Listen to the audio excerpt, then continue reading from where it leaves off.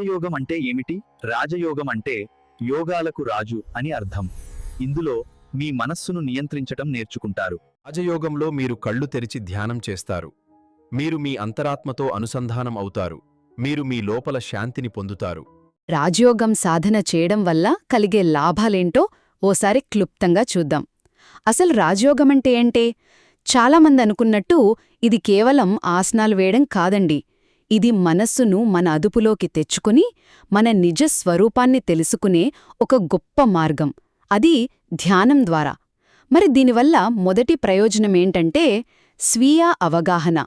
మన ఆలోచనలు మనవి కావు, అవి అలా వస్తూ పోతూ ఉంటాయని అర్థం చేసుకుంటాం. వాటిని మనం జస్ట్ గమనించడం మొదలుపెడితే చాలు, అసలు మనమెవరో మనకే తెలుస్తుంది. రెండవది మానసిక ప్రశాంతత. ఎప్పుడైతే మనసులోని గజిబిజిని ఓ సాక్షిలా చూడటం మొదలుపెడతామో దాని పవర్ మనమీద తగ్గిపోతుంది. ఇక అప్పుడు ఒత్తిడి దానంతటదే తగ్గిపోతుంది కదా. ఇక చివరిగా ఆత్మవిశ్వాసం. ఇది బయట పరిస్థితులను బట్టి వచ్చేది కాదు, మన లోపలి నుంచి పుట్టే ధైర్యం. మనసు మన చేతిలో ఉంటే చాలు, ఎలాంటి సిచ్యువేషన్ అయినా ఫేస్ చేయగలమనే నమ్మకం వచ్చేస్తుంది. ఒక్క మాటలో చెప్పాలంటే మనస్సును జయించి మనల్ని మనం తెలుసుకోవాలనుకునే వాళ్లకి రాజయోగం ఒక పర్ఫెక్ట్ దారి చూపిస్తుంది. 3వ రోజు. నేను ఎవరు? జీవితంలో ఎదురయ్యే ఒక ముఖ్యమైన ప్రశ్న నేనెవరు. దీని గురించే ఈరోజు మనం తెలుసుకోబోతున్నాం. అవును, నేను ఎవరు? ఈ ప్రశ్న ఎప్పటినుంచో అందర్నీ ఆలోచింపజేస్తూనే ఉంది గదా. సమాధానం దొరకాలంటే ముందుగా అసలు మనం ఏది కాదో తెలుసుకోవాలి. అంటే ఈ కంటికి కనిపించే శరీరం అసలైన నేను కాదు అన్నమాట. శరీరం తాత్కాలికమే, కాని మనలోని ఆత్మ మాత్రం శాశ్వతమైనది. మరి శరీరం కాకపోతే ఇంతకీ మన అసలు స్వరూపమేంటి? దానికి సమాధానమే ఆత్మ. అదే మన నిజస్వరూపం. సరే, ఆత్మ అన్నాం కదా, మరి దాని స్వభావమేంటి? ఇది చాలా ఆసక్తికరమైన విషయం. ఆత్మ అంటే కేవలం శక్తి కాదు, అది ఒక చైతన్య శక్తి. మనలో ఉన్న ఆ చైతన్యమే మన ఉనికికి అసలు ఆధారం. ఇంకా ఉంది, ఆత్మ గురించి మరొక అద్భుతమైన వర్ణన కూడా ఉంది. ఆత్మను ఒక దివ్యమైన కాంతి బిందువుగా కూడా వర్ణించారు. అంటే మనలో అంతర్గతంగా స్వచ్ఛత, ప్రకాశమున్నాయన్నమాట. సరే, ఇప్పటివరకు మనం తెలుసుకున్నది ఒక్కసారి చూద్దాం. ఒక ప్రశ్నతో మొదలుపెట్టి శరీరం కాదని తెలుసుకుని ఆత్మను, దాని సారాన్ని గుర్తించాం. మొత్తంగా చెప్పాలంటే మన నిజ స్వరూపం ఈ భౌతిక ప్రపంచానికి అతీతమైనది. ఇప్పుడు ఆలోచించాల్సిన విషయమేంటంటే ఈ నిజ స్వరూపాన్ని తెలుసుకోవటం జీవితంపై మన దృక్పథాన్ని ఎలా మారుస్తుంది? 4వ రోజు. మనస్సును అర్థం చేసుకోవటం. చూడండి, మనలో చాలామందికి మన ఫీలింగ్స్ అనేవి వాతావరణం లాంటివి. వాటిని మనం కంట్రోల్ చేయలేమనుకుంటాం. కానీ ఈ గైడ్ ఏం చెప్తుందంటే మన మనసుని ఒక తోటలా చూడమంటుంది. సరే, ఇక ఇందులో మనం ముఖ్యంగా 3 విషయాలు గమనించాలి. మొదటిది, మన భావాలు బయట పరిస్థితుల వల్ల కలగవు.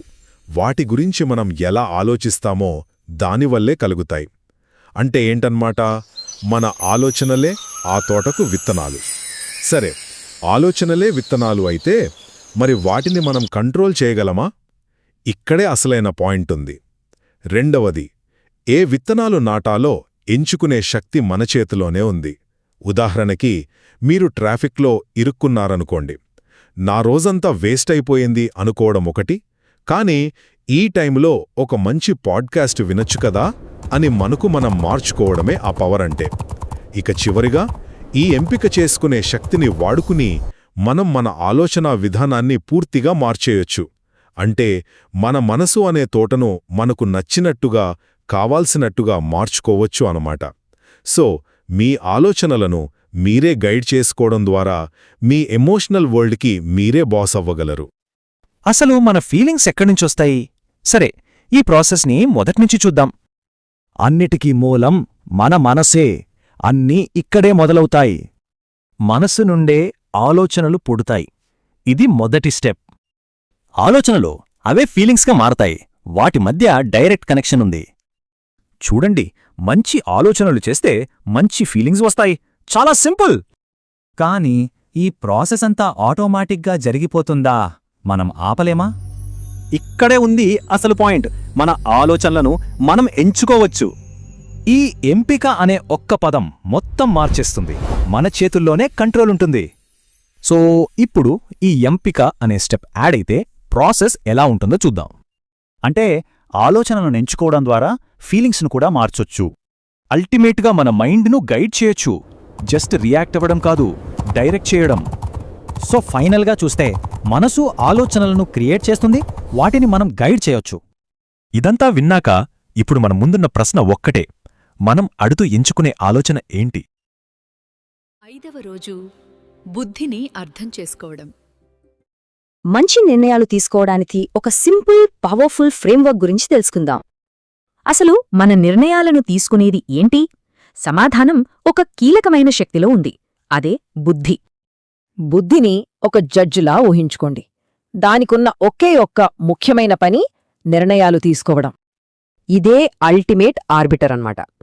ఏది ప్రయోజనకరమో ఏది కాదో తేల్చి చెప్పేది ఇదే. బుద్ధికి మనసుకి మధ్య సంబంధం చాలా కీలకం. వాటి మధ్య ఒక స్పష్టమైన సోపానక్రమం ఉంది. ఈ స్లైడ్లో చాలా ఆసక్తికరమైన విషయం ఏంటంటే, ఈ పాత్రల మధ్య తేడా చాలా స్పష్టంగా ఉంది. అంటే బలమైన బుద్ధి ఉంటే అది మనస్సు ఆలోచనల్ని, భావనల్ని గైడ్ చేస్తుంది. బుద్ధి తీర్పు చెప్పే ఒక సాధనమైతే దాన్ని పదును పెట్టొచ్చు కదా. మరి ఎలా? దీనికి మూల గ్రంథాలు ఒకే ఒక్క అభ్యాసాన్ని సూచిస్తున్నాయి. అదే ధ్యానం. ఈ కారణకార్య సంబంధం చూడండి. ధ్యానం చేస్తే బుద్ధి పదునెక్కుతుంది. చాలా డైరెక్ట్. సరే, ఇప్పుడు ఫలితం చూద్దాం.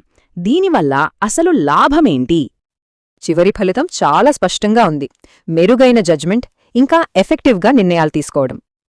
చివరిగా ఒక ఆలోచన: ఇంత ఫోకస్డ్ క్లారిటీ ఉంటే ఎలాంటి మార్పులు తీసుకురావచ్చు?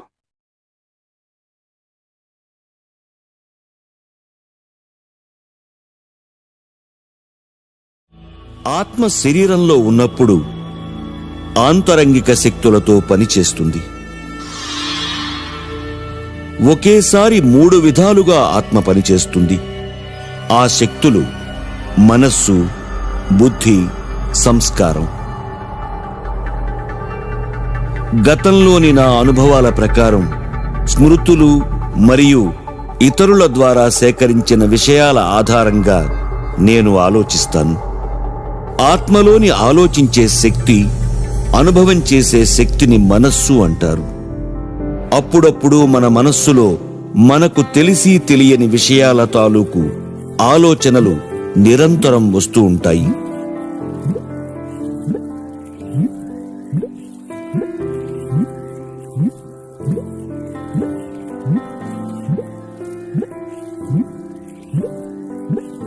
మనస్సులో ఉత్పన్నమయ్యే ఆలోచనలు ఎలా అయినా ఉండవచ్చును.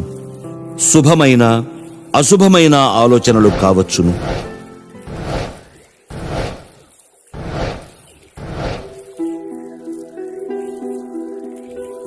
ఏదైనా సంకల్పం నన్ను ఒక పని చేసేందుకు నిర్దేశించవచ్చును. నేను ఆ పని చేయాలా, మానాలా, ఇప్పుడే చేయాలా లేక తరువాత చేయాలా, ఇది మంచిదా చెడ్డదా అనే నిర్ణయం ఆత్మనైన నేనే చేస్తాను. మనం చేసే ఆలోచనల ఆధారంగా నిర్ణయాన్ని తీసుకునే శక్తినే బుద్ధి అంటారు. నేను తీసుకున్న నిర్ణయం ఆధారంగానే నేను ఆత్మను, కర్మలు చేస్తాను. ప్రతి కర్మ ఆత్మపైన ముద్ర వేస్తుంది. దీని ప్రభావం తిరిగి నా ఆలోచనల ధారపైన పడుతుంది. దీనినే సంస్కారం అంటారు. కొన్ని సంస్కారాలు తేలికైనవిగా, కొన్ని మధ్యరకంగా, కొన్ని చాలా గాఢంగా లేక లోతుగా ఉంటాయి. బలంగా నాటుకుపోయిన సంస్కారాలు కర్మల రూపంలో ప్రత్యక్షమవుతాయి. ఈ కర్మలు చేతన, అర్ధచేతన మరియు అచేతన అవస్థలలో ఉండవచ్చును. బహుశా ఇంతకు ముందు ఇలాంటి కర్మలు చేసి ఉంటారు. ఇలాంటి కర్మలు ముద్రలాగా బలంగా నాటుకుని పోయి స్వప్నం రూపంలో బయటపడతాయి.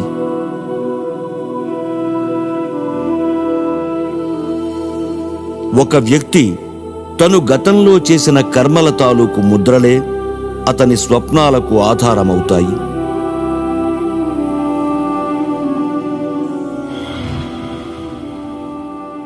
ఉదాహరణకు, ఎప్పుడైనా ఒక వ్యక్తి మరొక వ్యక్తిని కుక్క కరవడం చూసి ఉంటాడనుకోండి, లేక ఎప్పుడైనా తననే కుక్క కరిచి ఉంటే కనుక అప్పుడు ఆ వ్యక్తి కుక్కను చూడగానే భయపడిపోతాడు. ఈ విధంగానే ఎప్పుడైనా ఒక వ్యక్తి అతను గతంలో పొంది ఉంటే కనుక అతడు నీటిని చూడగానే భయపడిపోతాడు. ఇలాగా అతనిలో ఒక విచిత్రమైన భయం ఏర్పడుతుంది. లోతుగా ముద్రించబడిన ఈ సంస్కారాల ప్రభావం చాలా శక్తిశాలిగా మాటిమాటికి చేసే కర్మలకు కారణమవుతుంది.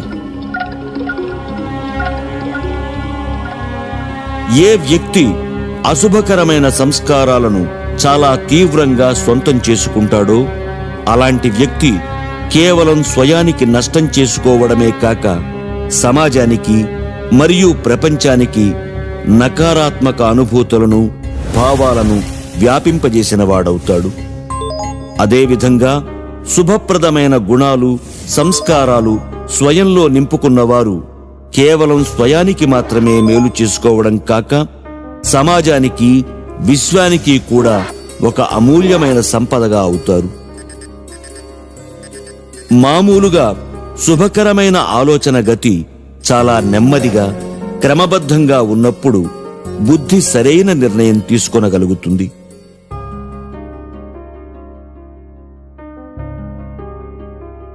ఆనందం కలుగుతుంది.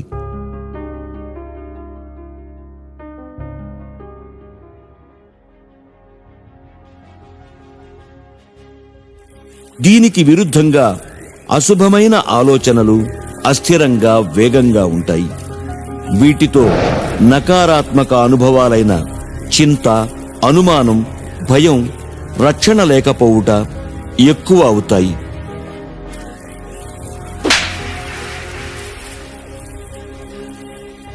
అప్పుడప్పుడు మన మనస్సులో ఎన్నో ఆలోచనలు ఒకేసారి వస్తాయి.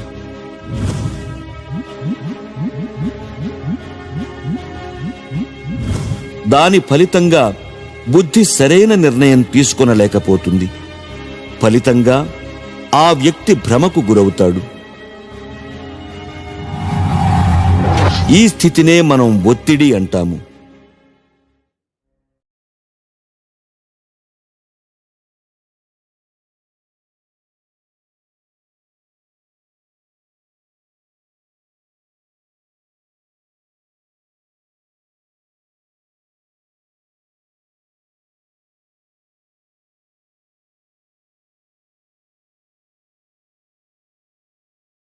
మొదటి ముఖ్య విషయమేంటంటే పరమాత్మ ఎవరు, ఆయన స్వరూపమేమిటి? ఇక్కడ ఒక ఆసక్తికరమైన విషయమేంటంటే మనం యెహోవా, అల్లా, శివుడు అని ఇలా రకరకాల పేర్లతో పిలుస్తున్నా అందరూ ఒక్కరేనని ఈ సోర్స్ చెప్తోంది. ఆయనకు మనలాంటి భౌతిక రూపమనేది లేదు. ఆయన నిరాకారుడు, అంటే ఒక కాంతి బిందువు అన్నమాట. అందుకే ఆయనను సర్వాత్మలకు తండ్రిగా భావిస్తారు. ఇక్కడే మన రెండో పాయింట్ వస్తుంది, ఆయన గుణాలు.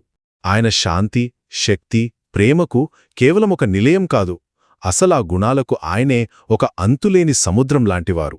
అంటే ఈ లక్ష్యాల కోసం మనం ఎక్కడో బయట వెతకక్కర్లేదు, ఆయనతో కనెక్ట్ అయితే చాలు. మరి అలాంటి శక్తి స్వరూపుడితో మనం ఎలా కనెక్ట్ అవ్వగలం? ఇదే మన మూడో, చివరి పాయింట్. మనం మెడిటేషన్ అంటే ధ్యానం ద్వారా ఆయనతో మానసికంగా కనెక్ట్ అవ్వచ్చు. ఆ కనెక్షన్ ద్వారా ఆయన నుంచి శక్తిని, శాంతిని మనం పొందవచ్చని ఇక్కడ చెప్తున్నారు.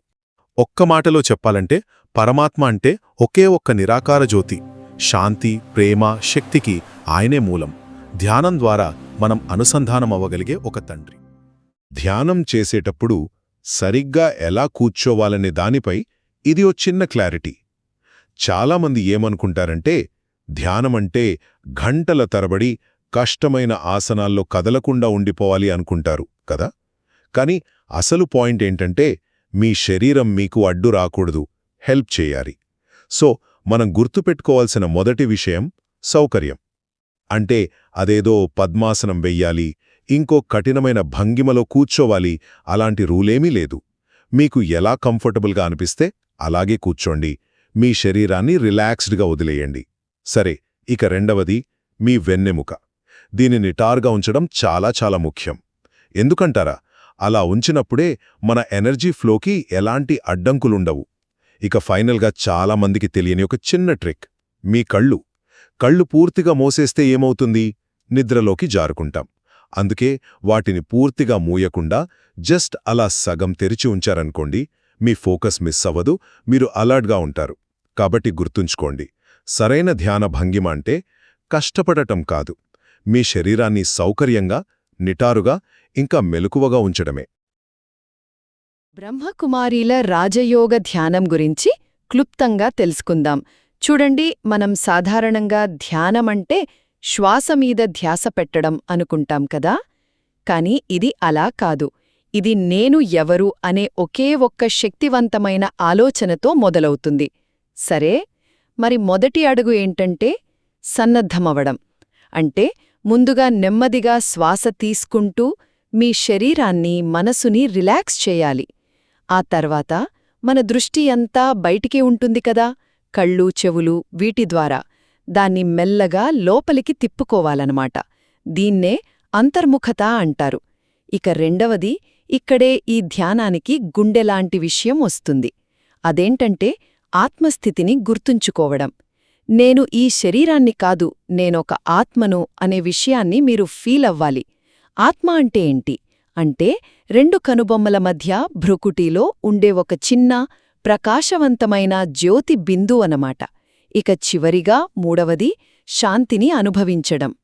చూడండి, ఆత్మ యొక్క అసలు గుణం, దాని సహజ స్వభావమే శాంతి. కాబట్టి మనం నేను శాంతస్వరూప ఆత్మను అనే ఆలోచనను సృష్టించుకోవాలి. ఇక్కడ కేవలం అనుకోవడమే కాదు, ఆ శాంతిని లోపల లోతుగా అనుభూతి చెందాలి. ఆ ఫీలింగ్లో కాసేపు స్థిరంగా ఉండాలి. సో సింపుల్గా చెప్పాలంటే ఈ ధ్యానం మిమ్మల్ని దేహంగా కాకుండా మీ అసలు స్వరూపమైన శాంతస్వరూప ఆత్మగా గుర్తించి ఆ అనుభూతిలో నిలుపడమే దీని ముఖ్య ఉద్దేశ్యం. మన జీవితంలో తెలుసుకదా, ప్రతిరోజూ ఎదురయ్యే ఒత్తిడి మనసులో ఉన్న శక్తిని మొత్తం లాగేస్తుంది. మరి కేవలం ఒక 3 పవర్ఫుల్ ఆలోచనలతో మన మైండ్ను వెంటనే ఎలా రీఛార్జ్ చేసుకోవాలో చూద్దాం. సరే, మొదటిది, నిజమైన శాంతి అనేది బయట ఎక్కడా దొరకదు. అది మన ఆత్మ యొక్క సహజ స్వభావం. అంటే బయట ప్రపంచం ఎంత హడావిడిగా ఉన్నా సరే, మీ లోపల ఉండే ప్రశాంతత వేరు అని తెలుసుకోవడమే అసలైన పాయింట్. ఇక రెండవది, శక్తి గురించి. చాలాసార్లు మనకి అయ్యో నా వల్ల కాదు అనిపిస్తుంది కదా. కాని ఒక్క విషయం గుర్తుంచుకోండి, మనం సర్వశక్తివంతుడైన ఆ భగవంతుని పిల్లలం.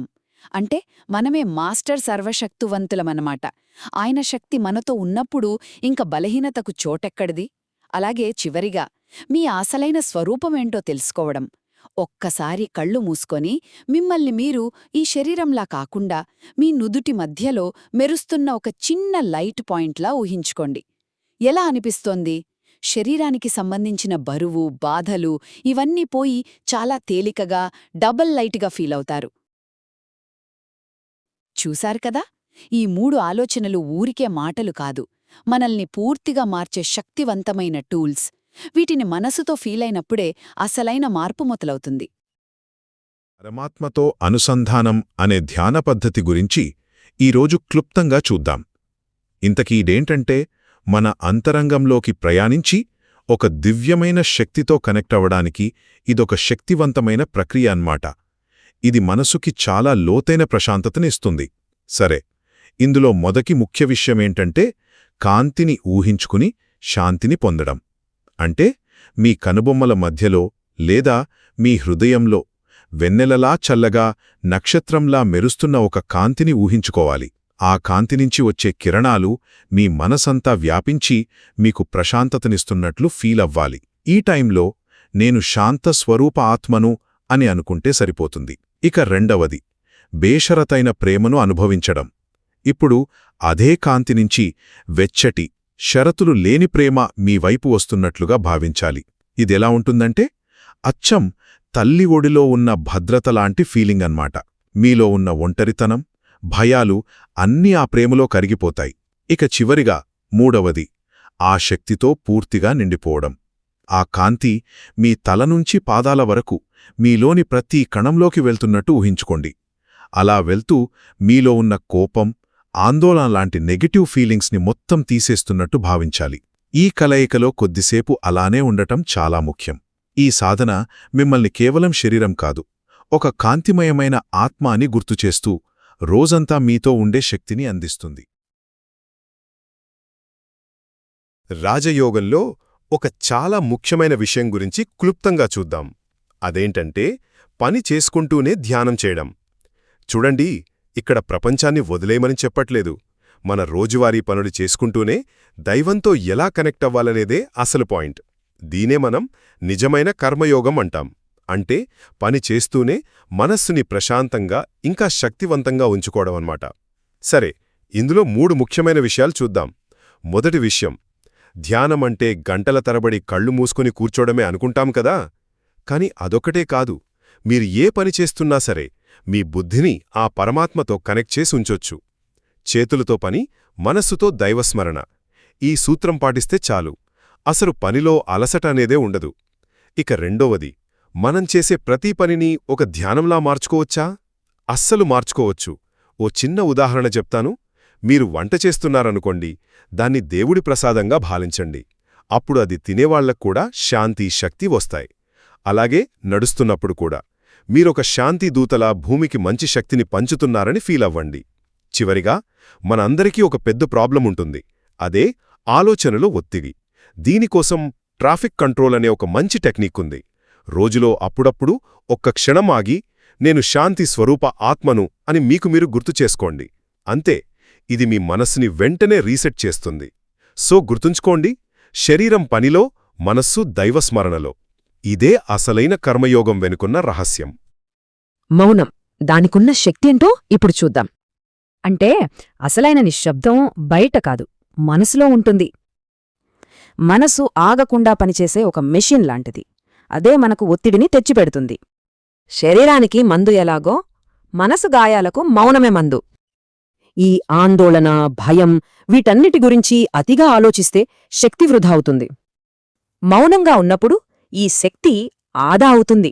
అప్పుడే మనసుకి హీలయ్యే అవకాశం దొరుకుతుంది. సరే, మరి ఆగకుండా పరిగెత్తే ఈ మనసుని ఎలా ఆపాలి? దీనికొక సింపుల్ ఉదాహరణ చూద్దాం.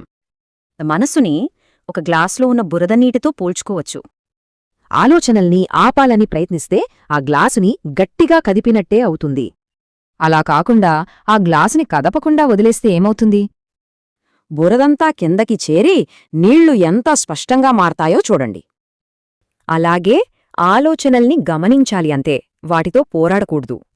ఫలితంగా మనసుకి ప్రశాంతత దొరుకుతుంది, ఒత్తిడి కూడా తగ్గుతుంది. అంటే బయట ట్రాఫిక్ జామ్లో ఉన్న మనస్సులో ప్రశాంతంగా ఉండగలగడం అన్నమాట. మరి ఈ స్థితిని ఎలా చేరుకోవాలి? దీనికోసం ఒక సింపుల్ ప్రాక్టీస్ ఉంది. గంటకు ఒక్కసారి 1 నిమిషం పాటు పని ఆపేయండి, అంతే. కళ్ళు మూసుకుని నేను శాంతి స్వరూపాన్ని అని అనుకోండి. జస్ట్ ఆ ఫీలింగ్లో ఉండండి. ఆలోచనలు వస్తే రానివ్వండి, వాటిని పట్టించుకోకుండా వదిలేయండి. ఈ 1 నిమిషం మౌనం మనలో ఎంత మార్పు తీసుకురాగలదో ఆలోచించండి. ప్రతికూల ఆలోచనలు మనల్ని చాలా ఇబ్బంది పెడుతుంటాయి కదా. వాటిని కంట్రోల్ చేయడానికి ఓ సింపుల్ టెక్నిక్ గురించి ఈరోజు చూద్దాం. కొన్నిసార్లు అనిపిస్తుంది కదా, మన కంట్రోల్లో మనం ఉన్నామా, లేక మన ఆలోచనల కంట్రోల్లో మనమున్నామా అని. కానీ కంగారు పడకండి, మనసును ప్రశాంతంగా ఉంచుకోవడానికి ఒక పవర్ఫుల్ 5 స్టెప్ ఎక్సర్సైజ్ ఉంది. అదేంటో చూద్దామా? రైట్. స్టెప్ నంబర్ 1 చాలా సింపుల్. మనలో ఒక నెగటివ్ థాట్ వచ్చిందని గుర్తించడం, అంతే. అంటే ఆ ఆలోచనలో మునిగిపోకుండా దానికి ఒక సాక్షిలా మారిపోవాలి. జస్ట్ దూరం నుంచి గమనించాలి, అంతే. ఉదాహరణకి ట్రాఫిక్లో చిక్కుకున్నప్పుడు చిరాకు పడిపోకుండా ఓకే, నాకు చిరాకు వస్తోంది అనే ఆలోచనను గమనించండి. ఇప్పుడు రెండో స్టెప్. ఇది చాలా చాలా ముఖ్యం. ఏంటంటే ఆలోచనలతో ఫైట్ చేయొద్దు. ఎందుకంటే సైకాలజీలో ఒక రీబౌండ్ ఎఫెక్ట్ అని ఉంటుంది. అంటే ఒక ఆలోచనను వద్దనుకుంటే అదింకా బలంగా తిరిగొస్తుందన్నమాట. ఈ నెగటివ్ థాట్స్ని ఆకాశంలో వెళ్తున్న నల్ల మబ్బుల్లా చూడండి. అవి వస్తాయి, అవే వెళ్ళిపోతాయి. వాటిని పోనివ్వండి.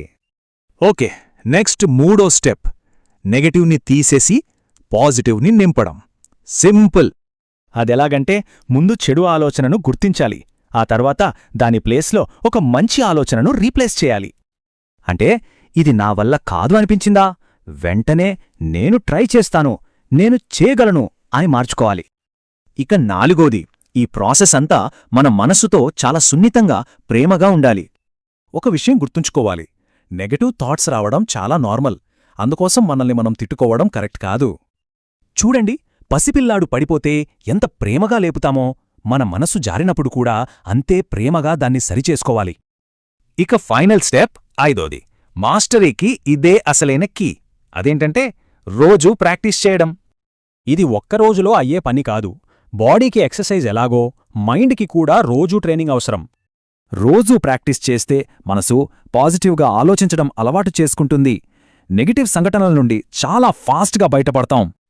సో మనం గుర్తుపెట్టుకోవాల్సిందే ఒక్కటే, ఆలోచనలతో యుద్ధం చెయ్యొద్దు. జస్ట్ గమనించండి, రీప్లేస్ చేయండి, ముందుకు సాగండి. అసలు ఈ అంతర్గత శక్తి అంటే ఏంటి, మనసుని బలంగా మార్చుకోవడం ఎలాగో ఇప్పుడు చూసేద్దాం. రోజంతా పనుల మీద పనులు, ఆలోచనల మీద ఆలోచనలు, మన ఎనర్జీ మొత్తం ఫోన్ బ్యాటరీలాగా డ్రైన్ అయిపోతుంది. మరి ఫోన్కైతే ఛార్జర్ ఉంటుంది, కానీ మనసుని రీఛార్జ్ చేయడానికి ఏమైనా మార్గముందా? దానికి సమాధానమే ధ్యానం. అవును, మన ఆత్మకు ఇదొక ఛార్జర్ లాంటిదన్నమాట. ఈ శక్తిని పెంచుకోవటానికి ఓ 5 ముఖ్యమైన స్తంభాలున్నాయి. ఇవే మనసుని దృఢంగా చేస్తాయి. సరే, మరి మొదటిదేంటంటే శక్తిని పొందడం. ధ్యానం మనసుకు కావాల్సిన పవర్ని ఇస్తుంది. దీంతో రోజూ ఉండే అలసట మొత్తం మాయమవుతుంది. ఓకే, ఇక రెండో మెట్టు స్థిరత్వం. పవర్ లేనప్పుడు మనసు గడ్డిపోచలా అటూ ఇటూ ఊగిపోతుంది. అదే శక్తి వస్తే ఓ పెద్ద చెట్టులా స్థిరంగా నిలబడుతుంది. ఇక మూడోది సవాళ్లను ఎదుర్కోవడం. అప్పుడు అయ్యో నాకే ఎందుకిలా అని కాకుండా, సరే దీన్నెలా దాటాలి అని ఆలోచిస్తాం. నెక్స్ట్ నాలుగోది ప్రశాంతంగా ఉండటం. సముద్రంపైన తుఫానొచ్చినా లోపల ప్రశాంతంగా ఉంటుంది కదా, ఇది కూడా దాదాపు అలాగన్మాట. ఇక ఫైనల్గా ఐదోది అంతర్గతంగా బలంగా ఫీలవడం. దీంతో ఇతరులపై ఆధారపడటం తగ్గిపోతుంది. మన సంతోషం మన చేతుల్లోనే ఉందన్న ధైర్యం వస్తుంది. ఈ కాన్సెప్ట్ని ఓ చిన్న కథతో ఇంకా ఈజీగా అర్థం చేసుకుందాం. ఓ రాజుగారి కథ ఇది. ఆయన ఓ పోటీ పెట్టారు. నిజమైన శాంతిని చిత్రంలో చూపించిన వారికి పెద్ద బహుమతి అని ప్రకటించారు. చాలామంది ఆర్టిస్టులు ప్రశాంతమైన సరస్సులు, సూర్యాస్తమయాలు ఇలాంటివి గీశారు. కాని విచిత్రంగా రాజుగారు వీటికి ఫస్ట్ ప్రైజ్ ఇవ్వలేదు. మరి దేనికిచ్చారు? ఆయన గెలిచింది అని చెప్పిన పెయింటింగ్లో పెద్ద తుఫాను, హోరెత్తే జలపాతం ఉన్నాయి. కాని ఆ పెయింటింగ్లో ఓ చిన్న డీటెయిలుంది. రాజు అందర్నీ దాన్ని గమనించమన్నారు. ఆ హోరెత్తే జలపాతం వెనుక ఓ పక్షి తన గూటిలో ఎంతో ప్రశాంతంగా కూర్చుని ఉంది. అప్పుడు రాజు అన్నారు, గందరగోళంలో కూడా ప్రశాంతంగా ఉండటమే నిజమైన శక్తి అంటే. చూశారుగా, అంతర్గత శక్తి అంటే ఇదే. చుట్టూ ఎలాంటి సమస్యలున్నా మనసుని స్థిరంగా ఉంచుకోవడం. సో మనస్సు అనే బ్యాటరీని రోజూ ఛార్జ్ చేసుకోవాలి. ఆ పవర్తో ఎలాంటి తుఫాన్నైనా ఎదుర్కోవచ్చు. హాయ్, ఈరోజు మనం ఆత్మగౌరవం గురించి మాట్లాడుకుందాం. అసలు విజయానికి అదే పునాది అని ఎందుకంటారో చూద్దాం. అసలు విజయం ఎలా వస్తోంది? ఇది అందరూ అడిగేదే. కాని సమాధానం ఎక్కడో లేదు, మనలోనే ఉంది. అది ఆత్మగౌరవంతోనే మొదలవుతుంది. అంటే మనల్ని మనం ఉన్నది ఉన్నట్టుగా యాక్సెప్ట్ చేయడం, అంతే. ఇతరులకి గౌరవం ఇవ్వడం ముఖ్యం, నిజమే. కాని మన విజయ ప్రయాణం మన గౌరవంతోనే మొదలవ్వాలి. సరే, ఈ ఆత్మగౌరవానికి 3 మెట్లున్నాయనుకోండి. ఇవి మనకొక స్ట్రాంగ్ ఫౌండేషన్ వేస్తాయి. మొదటిది, మనల్ని మనం గౌరవించుకోవడం. ఎవరితోనూ పోల్చుకోకుండా మన విలువను మనం తెలుసుకోవటం. రెండోది, మన మంచి లక్షణాలను గౌరవించడం. మన బలాలు, టాలెంట్లపై ఫోకస్ చేస్తే అవే మనల్ని నిలబెడతాయి. ఇక మూడోది, మన జర్నీని గౌరవించడం. మనం పడిన కష్టాలు, నేర్చుకున్న పాఠాలు అన్నీ మనల్ని తీర్చిదిద్దాయి. సరే, ఇప్పుడు చూడండి, ఎప్పుడైతే ఆత్మగౌరవం వస్తోందో ఆటోమేటిక్గా ఆత్మవిశ్వాసం కూడా వచ్చేస్తుంది. అప్పుడు ఇతరుల అప్రూవల్ కోసం చూడక్కర్లేదు. నేను చేయగలను అనే నమ్మకం మనలోనే పుడుతుంది. ఆ కాన్ఫిడెన్స్ ఉన్నప్పుడు ఎంత పెద్ద ఛాలెంజ్ అయినా ధైర్యంగా ఎదుర్కోగలం. అదే సక్సెస్కి దారి.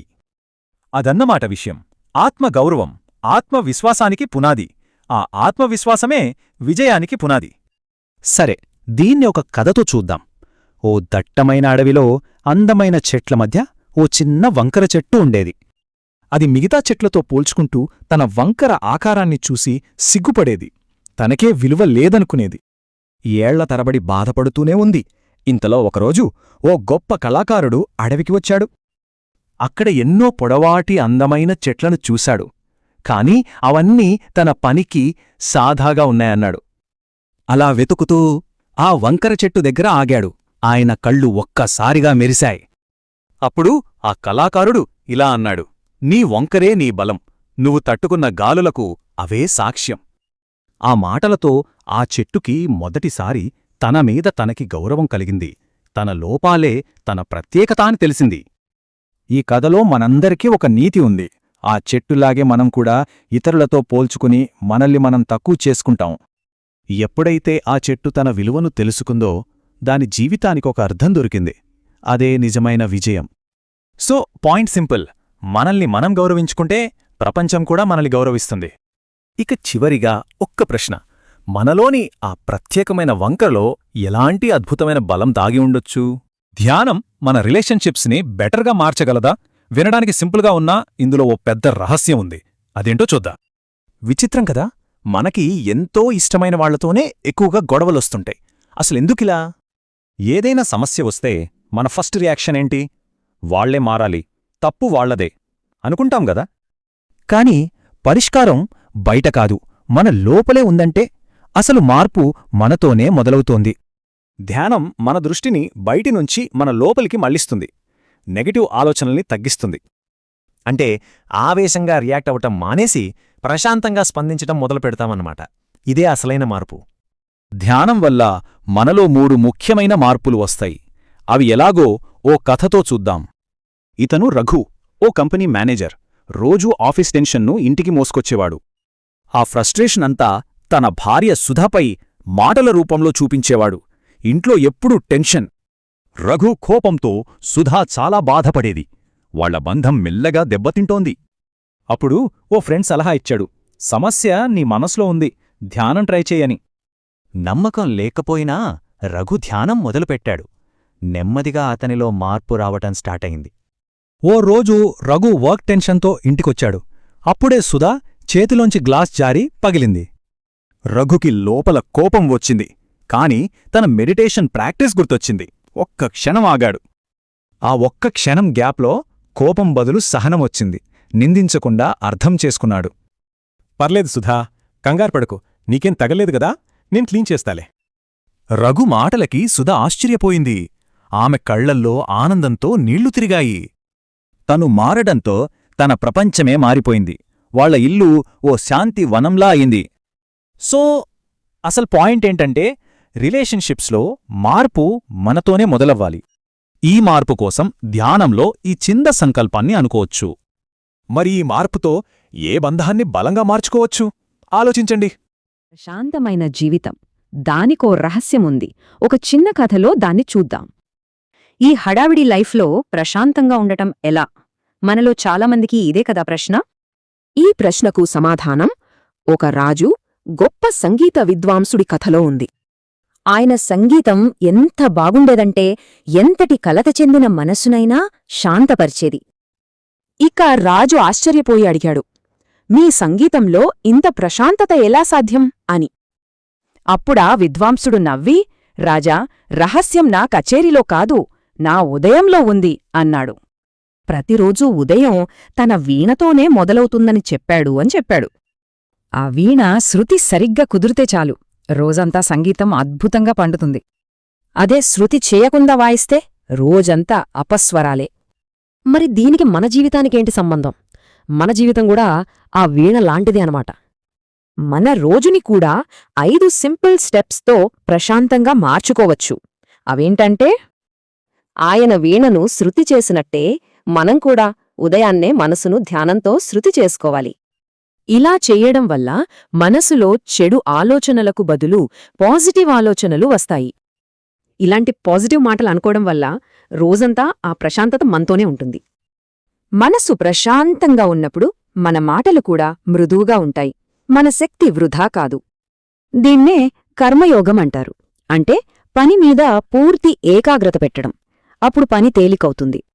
ఇక రాత్రికి జరిగిన దానికి కృతజ్ఞత చెప్పుకొని తప్పుల్ని వదిలేసి ప్రశాంతంగా నిద్రపోవాలి. అప్పుడు రాజుకి అర్థమైంది, ప్రశాంతమైన రోజు అనేది యాక్సిడెంటల్గా రాదు, దాన్ని మనం సృష్టించుకోవాలి. అంటే అసలు విషయం ఏంటంటే, మన ఉదయం బాగుంటే రోజంతా బాగుంటుంది. మరి రేపటి ఉదయం మీ మనసుని ఎలా శృతి చేసుకోబోతున్నారు? మనలో చాలామందికి పాత గాయాలు, జరిగిన అవమానాలు ఇవన్నీ మనసులో ఒక పెద్ద బరువులా ఉండిపోతాయి కదా.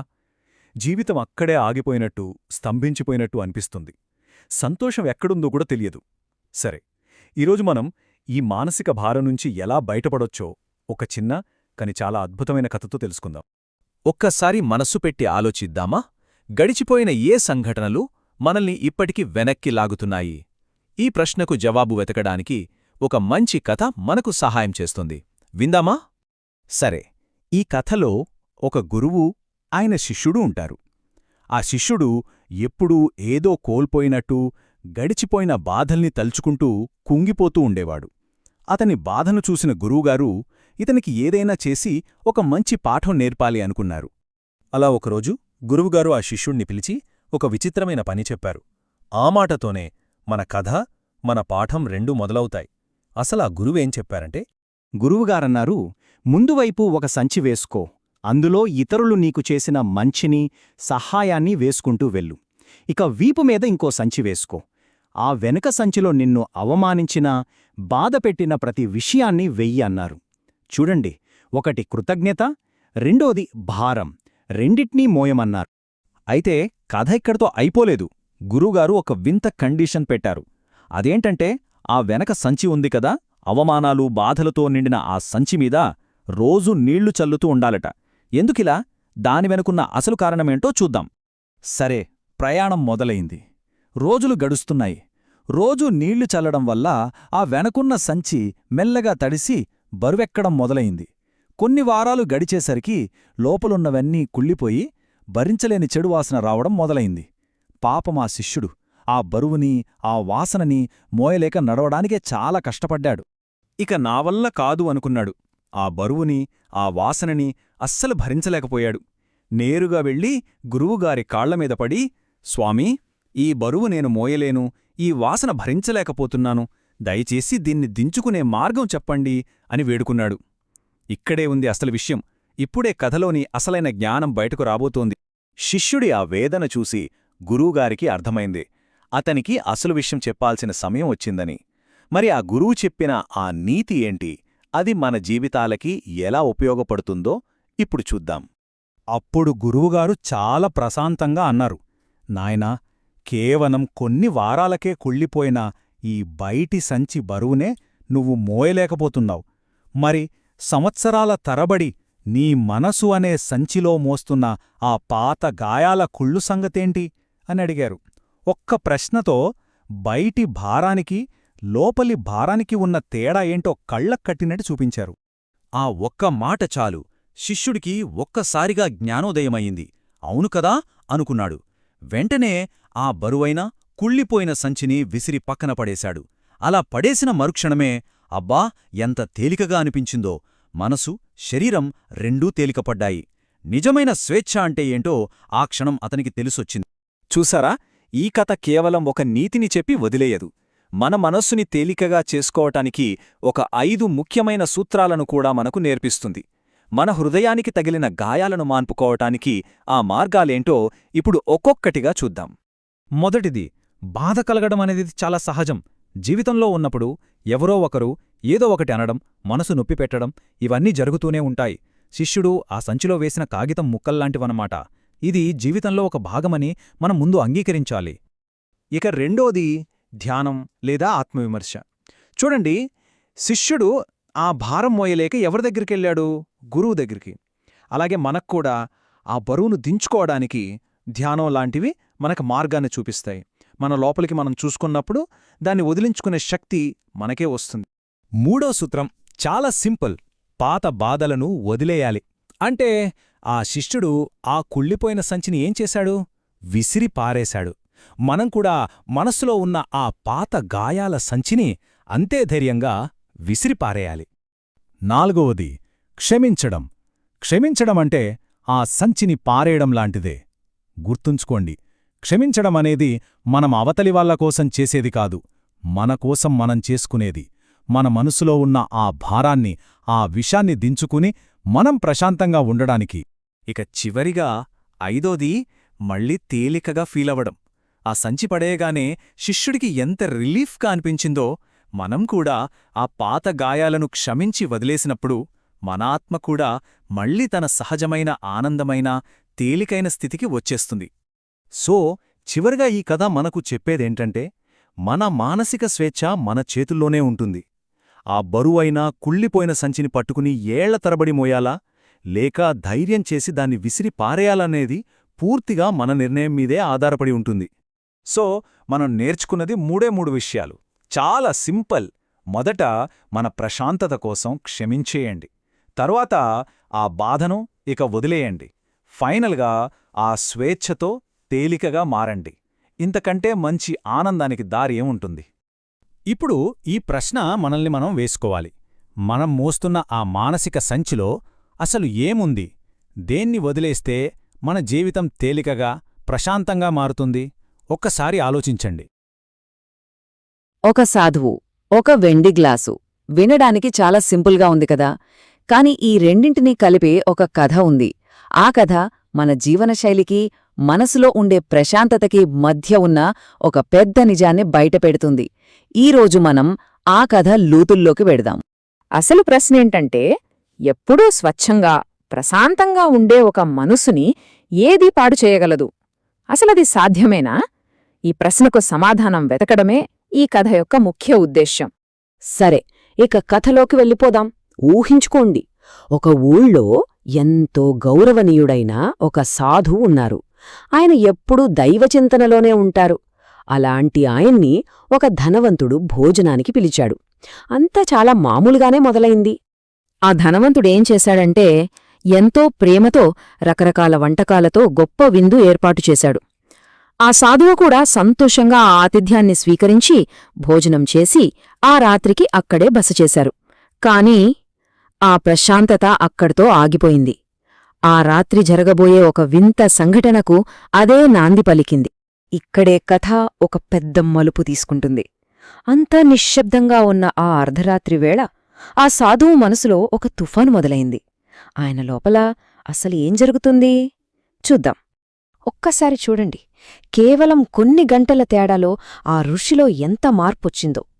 భోజనానికి ముందు ఎంతో ప్రశాంతంగా, దైవచింతనతో ఉన్న మనసు భోజనం తర్వాత ఉన్నట్టుండి ఆందోళనతో, చెడు ఆలోచనలతో నిండిపోయింది.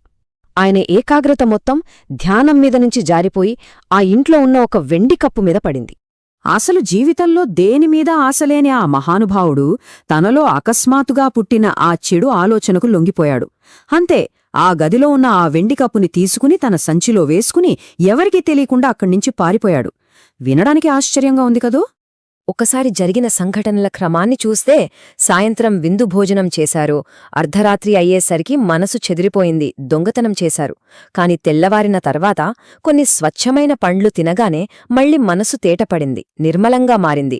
అప్పుడే ఆయనకు అర్థమైంది, అయ్యో, నేనేం పని చేశాను అని.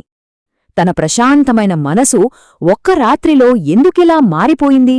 ఈ ప్రశ్నకు సమాధానం తెలుసుకోవాలన్న తపనతో ఆ ఋషి ఆగలేదు. వెంటనే వెనక్కి తిరిగి ఆ ధనవంతుడి ఇంటికి పరుగుపెట్టాడు. అసలు కారణమేంటో కనుక్కోవాలి అనుకున్నాడు. వెళ్ళిన వెంటనే ఆ ఋషి ఏమాత్రం సంకోచించకుండా సూటిగా అడిగేశాడు, అయ్యా, ఒక్క నిజం చెప్పు, నిన్న రాత్రి నాకు పెట్టిన భోజనానికి డబ్బు నీకు ఎక్కడ్నుంచొచ్చింది? ఈ ఒక్క ప్రశ్నతోనే అసలు రహస్యం బయటపడింది. ఆ ప్రశ్నకు ఆ ధనవంతుడు తల దించుకున్నాడు, నిజం ఒప్పుకున్నాడు. స్వామీ, నన్ను క్షమించండి. ఆ విందు కోసం నేను ఖర్చు పెట్టిన డబ్బు ఒక పేదవాడిని మోసం చేసి సంపాదించింది అని చెప్పాడు. చూసారా, అన్యాయంగా సంపాదించిన డబ్బుతో వండిన ఆహారం అంతటి సాధువు మనస్సును కూడా ఎలా కలుషితం చేసిందో. ఈ కథ వెనుకన్న అస్సలైన నీతి ఇదే.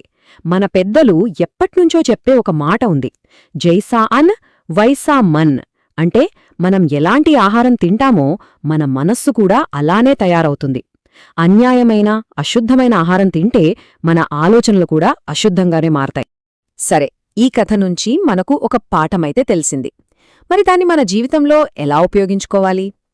ఈ కథ మనకు ఒక స్వచ్ఛమైన జీవన విధానం కోసం 4 మూల స్తంభాల్లాంటి నియమాలను నేర్పుతుంది. ఆ 4 స్తంభాలేంటంటే: 1 స్వచ్ఛమైన ఆహారం తినడం, 2 స్వచ్ఛమైన ఆలోచనలు చెయ్యడం, 3 దయతో మాట్లాడటం, మరియు 4 మంచివాళ్లతో స్నేహం చేయడం. ఇవి మన జీవితానికి ఒక బలమైన పునాదిలాంటివి అన్నమాట. ఒక్కసారి గమనిస్తే ఈ మొదటి 3 విషయాలు అంటే ఆహారం, ఆలోచనలు, మాటలు, ఇవి మనం లోపలికి ఏమి తీసుకుంటున్నాం, బయటికి ఏమి ఇస్తున్నామనే దానికి సంబంధించినవి. ఆహారం లోపలికి వెళ్తే ఆలోచనలు, మాటలు బయటకొస్తాయి. ఈ 2 స్వచ్ఛంగా ఉంటే మన లోపలి ప్రపంచం కూడా స్వచ్ఛంగా ఉంటుంది. ఇక 4వది చాలా ముఖ్యమైనది, సాంగత్యం. సంగ్ కా రంగ్ అనే ఒక సామెత ఉంది. అంటే మనం ఎవరితో తిరుగుతామో వాళ్ల రంగే మనకు అంటుకుంటుంది. ఇందాక కథలో ఆ మోసగాడైన ధనవంతుడి సాంగత్యం, అతను పెట్టిన ఆహారం ఆ సాధువు మీద ఎంత ప్రభావం చూపాయో మన కళ్లతో చూశాం కదా. చాలామందికి ఒక ఫిర్యాదుంటుంది, ఎంత ప్రయత్నించినా ధ్యానం కుదరడం లేదు, మనసు నిలబడట్లేదు అని. మరి ఇప్పుడు మనం మాట్లాడుకున్న ఈ స్వచ్ఛమైన జీవన శైలికి, ధ్యానానికి ఉన్న సంబంధమేంటి? ఈ జీవన విధానం మన ఆధ్యాత్మిక సాధనని ఎలా సులభం చేస్తుందో చూద్దాం. మనం ఈ 4 నియమాలని పాటిస్తే ఏమవుతుందంటే, మనస్సులో నిరంతరం వినిపించే ఆ గందరగోళం, ఆ చప్పుడు నెమ్మదిగా తగ్గిపోతుంది. దానివల్ల ఏకాగ్రత అనేది మనం ప్రయత్నిస్తే వచ్చేది కాదు, అదే సహజంగా వస్తుంది. అప్పుడు ధ్యానమనేది ఒక పనిలాగా, ఒక పోరాటంలాగా ఉండదు, అది మన ఉనికిలోనే ఒక భాగమైపోతుంది. కాబట్టి చివరిగా మనం గుర్తుపెట్టుకోవాల్సిన ముఖ్యమైన విషయమేంటంటే, మన శరీరం ఒక దేవాలయం లాంటిది. ఆ గుడి లోపలికి మనం దేన్ని అనుమతిస్తున్నాం అంటే, మనం తినే ఆహారం, మన ఆలోచనలు, మన మాటలు, మనం చేసే స్నేహం, ఇవే ఆ ఆలయం యొక్క పవిత్రతను నిర్ణయిస్తాయి. ముగించే ముందు ఒక చిన్న ప్రశ్న. మనసుని ఒక తోటలా ఊహించుకుంటే, ఆ తోటలో ప్రతిరోజు మనం ఎలాంటి విత్తనాలు నాటుతున్నాం? మంచి ఆలోచనలనే అందమైన పూల మొక్కలనా, లేక చెడు ఆలోచనలనే కలుపు మొక్కలనా? ఆలోచించండి. ఈరోజు మనం ఒక అద్భుతమైన కథ గురించి మాట్లాడుకుందాం. ఈ కథ మన గురించి, మనలో దాగి ఉన్న మన అసలైన శక్తిని ఎలా బయటకు తీసుకురావాలనే దాని గురించి. అసలు మనలో ఉన్న అత్యుత్తమ వ్యక్తిత్వాన్ని బయటకు తీసుకురావాలంటే ఏం కావాలి? ఎప్పుడైనా ఆలోచించారా? రండి, ఈ స్వీయ ఆవిష్కరణ ప్రయాణాన్ని కలిసి మొదలుపెడదాం. మరి ఈ పరివర్తన మనకు ఏమిస్తుంది అంటే, చూడండి, మనం మరింత ప్రశాంతంగా, వివేకంగా, ఇంకా శక్తివంతంగా మారతాం. చివరికి మన అత్యున్నత స్థితికి చేరుకుంటాం. అద్భుతంగా ఉంది కదూ? సరే, ఇక కథలోకి వెళ్దాం. సరే, ఇక కథ మొదలవుతుంది. ఊహించుకోండి, ఒక గొప్ప శిల్పి ఒక అడవిలో నడుచుకుంటూ వెళ్తున్నాడు. అప్పుడు దారి పక్కన ఎవరూ చూడని, దుమ్ముతో, నాచుతో కప్పబడిన ఒక మామూలు రాయి అతనికి కనిపించింది. ఇక్కడే అసలు విషయముంది. అందరూ దాన్ని చూసి అదో పనికిరాని రాయి అని వదిలేసి వెళ్ళిపోయారు. కాని ఆ శిల్పి కళ్లకు మాత్రం ఆ ముతకరాయిలో దాగి ఉన్న ఒక అద్భుతమైన కళాఖండం కనిపించింది. వెంటనే అతను ఆ రాయిని తన స్టూడియోకి తీసుకెళ్లాడు. తన ఉలి, సుత్తి తీసుకున్నాడు. ఇక పని మొదలుపెట్టాడు. మొదటి దెబ్బ వేయగానే ఊహించనిది ఒకటి జరిగింది. అవును, ఆ రాయి మాట్లాడింది. అయ్యో, నన్ను వదిలేయ్, ఈ దెబ్బలు చాలా నొప్పిగా ఉన్నాయి, నేనిలానే ఉండిపోతాను, దయచేసి నన్ను కొట్టకు అని అరిచింది. ఆలోచిస్తే మార్పొచ్చినప్పుడు మనలో చాలామంది ఇలానే ఫీలవుతాం గదా. కాని శిల్పికి తెలుసు, ఈ నొప్పి అవసరమని. ఇది క్రూరత్వం కాదు, ఒక సృష్టి. ఒక అందమైన రూపాన్ని బయటకు తీసుకురావడానికి ఇది తప్పదు. మరి శిల్పి ఏం సమాధానం చెప్పాడో చూద్దాం. ఆ శిల్పి చాలా ప్రశాంతంగా, ప్రేమగా చెప్పాడు, నన్ను నమ్ము, నీలో ఒక అద్భుతమైన కళాఖండముంది. దాన్ని నేను చూడగలుగుతున్నాను. అది బయటకు రావాలంటే నీపైనున్న ఈ పనికిరాని పొరలను నేను తీసేయాలి. తప్పదు. ఇక్కడే అసలైన మార్పు మొదలైంది. ఆ రాయికి శిల్పి మాటల్లోని నమ్మకం, అతని ఉద్దేశం అర్థమయ్యాయి. అంతే, ఆ క్షణం నుంచి అది మౌనంగా ఆ నొప్పిని భరించడం మొదలుపెట్టింది. శిల్పిని పూర్తిగా నమ్మింది. చూడండి, ఏ గొప్ప మార్పైనా ఒక్క రోజులో రాదు కదా. దీనికి కూడా టైం పట్టింది. ఎంత టైమంటే సరిగ్గా 21 రోజులు. ఆ 21 రోజులు శిల్పి ఎంతో ఓపికగా శ్రద్ధగా ఆ రాయిని చెక్కుతూనే ఉన్నాడు. ఆ 21 రోజుల తర్వాత ఆ ముతక రాయి స్థానంలో ఒక అద్భుతమైన కాంతితో మిరిసిపోతున్న విగ్రహం ప్రత్యక్షమైంది. ఆ తేడా చూడండి. ఒకప్పుడు ఎవరూ కన్నెత్తి చూడని ఒక బండరాయి ఇప్పుడు అందరూ వచ్చి పూజించే ఒక అద్భుతమైన శిల్పం. ఎంత పెద్ద మార్పు! ఇదే పరివర్తన అంటే. సరే, కథ చాలా బావుంది. కానీ ఈ కథ వెనుక ఉన్న అసలు అర్థమేంటి? మన జీవితానికి ఇది ఎలా సంబంధించింది? ఇప్పుడు దాని గురించి మాట్లాడుకుందాం. ఇక్కడ శిల్పి ఆ రాయిని చెక్కడమనేది మన జీవితంలో మనం చేసే సాధన లాంటిది. ఉదాహరణకి ధ్యానం అనుకోండి. మొదట్లో కష్టంగా నొప్పిగా అనిపించొచ్చు. కాని ఆ సాధన మనలోని చెడు అలవాట్లను, అనవసరమైన ఆలోచనలను తొలగిస్తుంది. ఇప్పుడు దీన్ని ఇంకాస్త స్పష్టంగా చూద్దాం. ఆ ముతక రాయి అంటే మనమే. మనలోని మంచి, చెడు, మన బలహీనతలు, మన శక్తి అన్నీ కలిపి. మరి ఆ శిల్పి ఎవరంటే మనం చేసే సాధన, మనల్ని మనం మార్చుకోవడానికి చేసే ప్రయత్నం. ఆ ఉలి, సుత్తి ఏంటి అంటే ఆ మార్పులో మనం పడే కష్టం, క్రమశిక్షణ. ఇక చివరికి మిగిలిన అద్భుతమైన విగ్రహమే మన అసలైన స్వరూపం. ప్రశాంతంగా, శక్తివంతంగా ఉండే మన అత్యున్నత స్థితి. మనం మొదట్లో అనుకున్నాం కదా, ప్రశాంతత, వివేకం, శక్తి. ఆ విగ్రహంలో ఈ లక్షణాలన్నీ ఉన్నాయి. ఆ సాధన ద్వారా మనం కూడా ఇలాగే మారగలుగుతాం. సరే, ఇప్పుడు అసలు విషయానికి వద్దాం. ఈ కథలోని నీతి ఏంటి? ఎందుకంటే ఆ రాయి మనమే, ఆ శిల్పం కూడా మనమే. గుర్తుపెట్టుకోవాల్సిన విషయమేంటంటే మన పాత అలవాట్లను, బలహీనతలను వదులుకుంటున్నప్పుడు కలిగే నొప్పికి భయపడొద్దు. ఆ నొప్పే మనల్ని ఒక అద్భుతమైన శిల్పంగా మారుస్తుంది. అన్నింటికన్నా ముఖ్యమైన విషయమేంటంటే ఆ అద్భుతమైన శిల్పాన్ని కొత్తగా తయారు చెయ్యలేదు. అది ఎప్పుడో ఆ రాయి లోపలే ఉంది. శిల్పి కేవలం దానిపైయున్న మట్టిని తీసేశాడు, అంతే. మనలో కూడా ఆ అద్భుతం ఎప్పుడూ ఉంటుంది. మనం దాన్ని బయటకు తీసుకురావాలి. కాబట్టి ఈరోజు మనం ఆలోచించాల్సిన ప్రశ్న ఇది: మనలో ఉన్న ఏ అనవసరమైన భాగాన్ని చెక్కేయడానికి మనం సిద్ధంగా ఉన్నాం?